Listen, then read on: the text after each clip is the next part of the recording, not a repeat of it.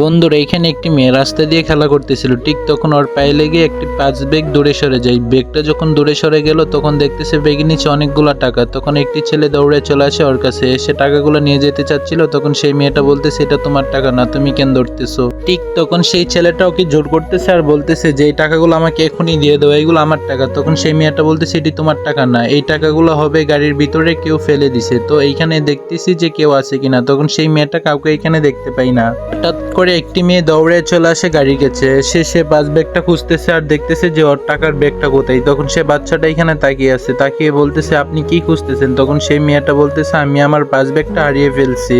তখন সেই বাচ্চা মেয়েটা বলতেছে আপনি চিন্তা করেন না, আপনার পাঁচ ব্যাগটা আমার কাছে, এইটা আপনার পাঁচ ব্যাগ না? তখন সেই মেয়েটা বলতেছে হ্যাঁ এটাই আমার পাঁচ ব্যাগ, নেন এই হলো আপনার পাঁচ ব্যাগ, আর যতগুলো টাকা সবগুলো টাকা এখানে আছে, এই নেন আপনার টাকা। তো বন্ধুরা এই মেয়ের এত সাধারণ কাজটার জন্য ভিডিওটা একটা লাইক তো আমরা সবাই করতেই পারি।